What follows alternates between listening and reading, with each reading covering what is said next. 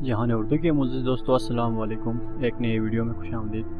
दोस्तों, मौलाना रूम ने लिखा कि एक दफ़ा एक शख्स ने अल्लाह की इबादत शुरू कर दी और परवरदिगार की इबादत में इतना मशगूल हुआ कि दुनिया में सब कुछ छोड़ छाड़ कर सब कुछ भुला दिया और सच्चे दिल से अल्लाह की रज़ा में राजी रहने के लिए इंसानियत के रास्ते पर चल पड़ा। मौलाना रूम कहते हैं कि एक वक्त वो भी आया कि उसके घर में कुछ खाने को न बचा और होते होते वो वक्त भी आ गया कि घर और बाहर सब कुछ खत्म हो गया। वो शख्स चलते हुए मौत के इंतजार में गलियां घूमता कि अब पले तो बचा कुछ नहीं तो इंतजार ही कर सकता हूँ, अल्लाह संभाले। एक दिन एक गली में बैठा हुआ था कि देखा उसके करीब एक लंबी कतार में घोड़े गुजर रहे हैं। उन घोड़ों की काटियां सोने के बने हुए थे। उन घोड़ों पर जो लोग सवार थे वो किसी शाही घराने के लगते थे। उनके सरों पर सोने के ताज थे और ऐसा मालूम हो रहा था कि कोई शाही खानदान जा रहा हो। उस शख्स के दरियाफ्त करने पर बताया गया कि साथ में एक महल है जिसमें एक बादशाह रहता है। ये सब उसके गुलाम हैं और ये सब महल में जा रहे हैं। वो शख्स कुछ देर हैरान हुआ कि ये हालत गुलामों की है तो बादशाह की क्या हालत होगी। उसने आसमान की तरफ हाथ उठाकर कहा, ए मेरे बादशाह, ए मेरे मालिक, ए मेरे अल्लाह, मैं तुझसे शुक्र तो नहीं करता लेकिन इस बादशाह से ही गुलामों का ख्याल रखना सीख ले। इतनी बात कहकर वो चला गया। कुछ दिन गुजरे तो एक बुजुर्ग आए और उसका बाजू पकड़कर उसको एक जगह ले गए जहाँ वही गुलाम वही घोड़े थे। और देखता क्या है कि किसी घोड़े की टांग कटी हुई है, किसी गुलाम का धड़ घोड़े की पुश्त पर पड़ा हुआ है, किसी गुलाम के हाथ कटे हुए हैं, किसी के सर से खून निकल रहा है,